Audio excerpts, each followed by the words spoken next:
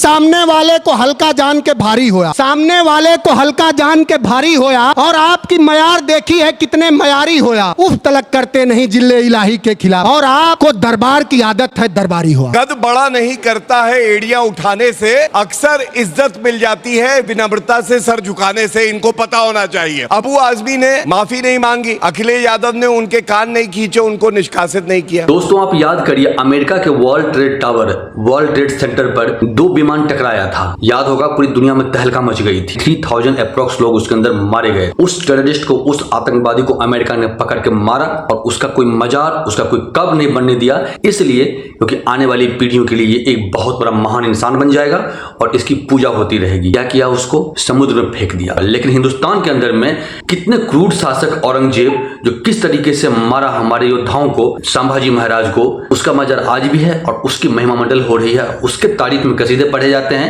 और इस देश में उस पर चर्चा होती है। आश्चर्य है, देखो इस डिबेट को, आपको पता चलेगा ये हिंदुस्तान में ही संभव है। दोस्तों आप पूरा डिबेट देखना, देख के आपको भी नेताओं की मेंटलिटी का पता चलेगा और आपको ये भी पता चलेगा कि देश के अंदर में आज भी ऐसी सोच वाले लोग रखते हैं और किस तरीके से पूरे देश के अंदर बवाल मचा हुआ है। देखिए, चैनल को सब्सक्राइब करिए, वीडियो को लाइक कर दीजिए। देखिए, एक तो यह है कि ये संगीत रागी जी एक प्रोफेसर हैं और एक विश्लेषक लिखते हैं। विश्लेषक नहीं है बल्कि इनको आप भारतीय जनता पार्टी का विशेष प्रवक्ता कह सकते हैं। ये विशेष प्रवक्ता है, चूंकि इन्होंने इतना बड़ा झूठ बोला। आज तो जमाना चैट जीपीटी का है, आज तो जमाना डीप सेक का है। मैंने चैट जीपीटी से पूछा और अंजना जी मैंने पहले ही बता दिया है, मैंने पहले ही बता दिया। सिक्स्थ मुगल एम्परर इस्लाम के जो छठे जो खलीफा थे उनका नाम यजीद इब्न मुआविया था। वो कहीं नहीं थे खलीफा औरंगजेब। तो ये सब लोग, ये सब नौजवान पूछ लेंगे, जान लेंगे। तो इतना झूठ बोलने की आपको क्या जरूरत पड़ती है? मैंने माना आप पर एक लाइन में एक कविता, एक छोटी सी दो लाइन कह देता हूं कि सामने वाले को हल्का जान के भारी हो आप, सामने वाले को हल्का जान के भारी हो आप और आपकी मयार देखी है कितने मयारी हो आप। उफ तलक करते नहीं जिले इलाही के खिलाफ। अब जिले इलाही कौन है? मोदी जी और योगी जी। उफ तलक करते नहीं जिले इलाही के खिलाफ और आपको दरबार की आदत है दरबारी हो आप। जो उफ जिले इलाही नहीं के खिलाफ, औरंगजेब के खिलाफ अबू आजमी नहीं कर रहे हैं, ये नहीं समझ आ रहा है।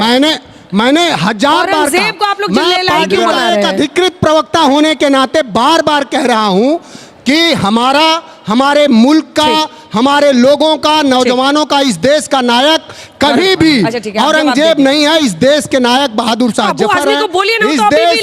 इस देश के नायक अशफाक उल्लाह खां हैं। इस देश के नायक वीर अब्दुल हमीद हैं। लेकिन मैंने साथी से कहा कि कम से कम वीर अब्दुल हमीद के नाम पर गाजीपुर में एक बड़ा स्टेडियम बनवाइए, पूर्वांचल में बड़े बड़े रोड सड़क बनवाइए। वो योगी आदित्यनाथ जी करेंगे। जी जी, 3 बातें कही है, मैं फिर उसे दोहरा रहा हूँ। मैंने कहा इस्लामिक लिटरेचर में कई जगह औरंगजेब को 6th खलीफा के रूप में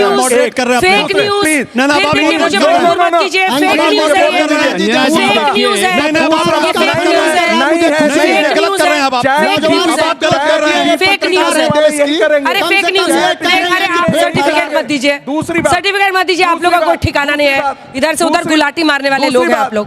लेकिन फेक न्यूज, फेक न्यूज आपका वैचारिक खतना हो चुका है, इसलिए आप यही आक्रमण हम पर करेंगे। मैं ये कर रहा हूँ। आपके संस्कार ये बताते हैं कि आप आरएसएस का नहीं है। अच्छा, कहा जाता है, एक देहात की कहावत है, बुड़ल बुड़ल भैंसिया पानी में। कल जाकर के उद्धव ठाकरे अपने पिता को भी गाली देंगे। अच्छा, माइक नीचे, उद्धव ठाकरे अपने पिता को भी गाली देंगे। गौरव जी बोलिए, उसके बाद से फिर मैं आप लोगों के सवाल लूंगा। देखिए, अभी मैं सुन रहा था, इन्होंने शेर अर्ज किया तो मैंने कहा मैं भी एक शेर अर्ज करूंगा जो अभी तक इन्होंने बोला है। सुनिएगा, गौर करिएगा। कद बड़ा नहीं करता है एड़ियां उठाने से, अक्सर इज्जत मिल जाती है विनम्रता से सर झुकाने से। इनको पता होना चाहिए। सबसे पहले आप एक बात जानिए, क्या बोल रहे हैं यहाँ पे। अबू आजमी ने माफी नहीं मांगी, अखिलेश यादव ने उनके कान नहीं खींचे, उनको निष्कासित नहीं किया। अभी तक उत्तर नहीं दे पाया, ऐसा क्यों है? और इसकी वजह मैं आपको बताता हूं। ये कह रहे थे ये विशेष प्रवक्ता है भाजपा के, इनकी अभिव्यक्ति की आजादी नहीं है भाई। नहीं, एक मिनट इनके, अब मैं आपको दिखाता हूं ये किसके विशेष प्रवक्ता है। देखिए, एक मिनट प्लीज। ये देखिए, समाजवादी पार्टी का मैनिफेस्टो है। आतंकी की जगह कहां होगी देश में? जेल की सलाखों पे। पर समाजवादी पार्टी कहती है मुसलमान को प्रताड़ित किया जा रहा है, आतंकी जो है वो है नहीं, उसको हम जेल की सलाखों से पीछे से निकाल के बाहर ले आएंगे। ये देखिए है कि नहीं? जात होती अब आप मुझे बताइए, आतंकी तो हर जात में है। अभी कानपुर में आईटी का एक छात्र पाकिस्तान के लिए खुफिया का काम कर रहा था। बीच में मनोज काका जी प्लीज, देखिए आपके बीच में उन्होंने नहीं बोला, this is not fair sir, no please sir, नहीं प्लीज, इसको सड़क का एकदम लड़ाई झगड़ा मत बताइए, 3-4 सवाल भी लेने मुझे जल्दी। तो ये मैंने आपको इसलिए बताया, अफजल गुरु को अगर फांसी होती है तो ये कहते हैं न्यायिक हत्या है, अगर रोहिंग्या को बाहर फेंको तो कहते हैं कि हमारे भाई हैं, और अभी मौलाना साहब कह रहे थे हमारा सर सिर्फ अपने खुदा के सामने झुकता है। मैं डंके की चोट पे कहता हूं भारतीय हूं, सर झुकेगा तो तिरंगे के सामने झुकना चाहिए, हिंदुस्तान के सामने झुकना चाहिए। आपका खुदा खुदा है, लेकिन हमें जो धागा जोड़ता है वो हमें पढ़नी चाहिए, हमें हिंदुस्तान का नागरिक होने का धागा जोड़ता है। तेंदुलकर साहब ने क्या लिखा, खुदा है, हमारी शान है, खुदा हमारा खुदा है। अकबर और बाबर ने भी तोड़वाए थे क्या मौलाना साहब? सुनिए इनका सवाल तो सुनिए, इतना अच्छा सवाल मैंने बहुत दिनों से नहीं सुना है। प्लीज प्लीज सर, आप औरंगजेब के पीछे क्यों पड़े हैं? अकबर और बाबर ने भी तो लाखों मंदिर तोड़वाए थे।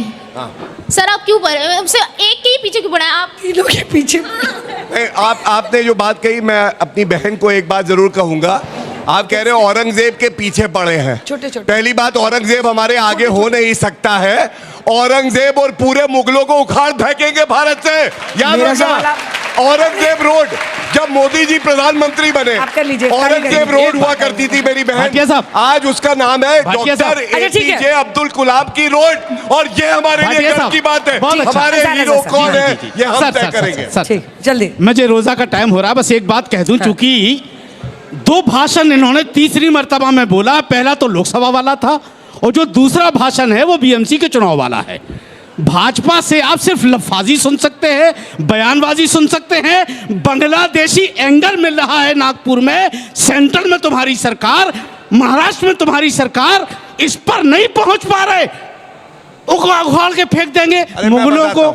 अरे फेंको ना, किसने रोका, लेकिन खाली भाषण से काम चलाएंगे। सुनिए, अभी देखिए अंजना जी एक बात बताऊं, आपको याद दिलाता हूं, जब बुलडोजर चलता है तो सबसे ज्यादा दर्द इनको होता है, कहते हैं इलू इलू मेरे भाई पे हाथ ना लगाना, चाहे वो दंगाई हो चाहे आतंकवादी हो। और अभी आशुतोष भाई ने एक बात कही, उन्होंने कहा कानून क्यों नहीं ले आते हैं। एक बात बताओ, हम क्यों अपने हाथ गंदे करेंगे कब्र को खोद के तोड़ के, जब सेक्शन 35 है एंशिएंट मॉन्यूमेंट एक्ट का, हम अगर उसको मॉन्यूमेंट ही हटा देंगे कि भारत के लिए विशेष दर्जा नहीं रखता, प्रॉपर्टी हो जाएगी, उस पे ड्यूअल ओनरशिप है। उसमें भी बता दूं आपको, उसमें भी बता दूं, वक्त की प्रॉपर्टी हो चाहे वो सेक्शन 35 हो, दोनों न्यायिक प्रक्रिया है, हम सुनिश्चित करेंगे। कानून नहीं बनते क्या? मेरा सवाल आप सभी से है, छावा मूवी हिंदू और मुस्लिमों के बीच हिंसा भड़काने का काम कर रही है? ठीक है, बिल्कुल कर रही है। मेरा सवाल विपक्ष से है, औरंगजेब ने हिंदुओं का कत्लेआम किया, क्या आप उन्हें अपना राजा मानते हैं? नहीं मानते। इसका जवाब एक लाइन का जवाब, एक लाइन जल्दी से। बच्चे ने पूछा कि छावा मूवी हिंसा फैलाने का काम कर रही है, मेरे बच्चे बिल्कुल नहीं, उस फिल्म में सच्चाई दिखाई है, तुम भी जाकर देखो, हमने भी देखा है, सवाल का कैसे हमारा इतिहास रहा वो उसमें सटीक दिखाया है। बड़ा आश्चर्य है कि इस समय में आकर के, इस टाइम पे आकर के आज भी औरंगजेब को चाहने वाले इतने लोग हैं, उनके तारीफ में ऐसी तलिया दी जाती है कि समझ से परे हैं। बाकी इस वीडियो पे आपकी क्या राय है कमेंट बताइएगा। मिलेंगे जल्दी, तब तक के लिए धन्यवाद। जय हिंद, जय भारत।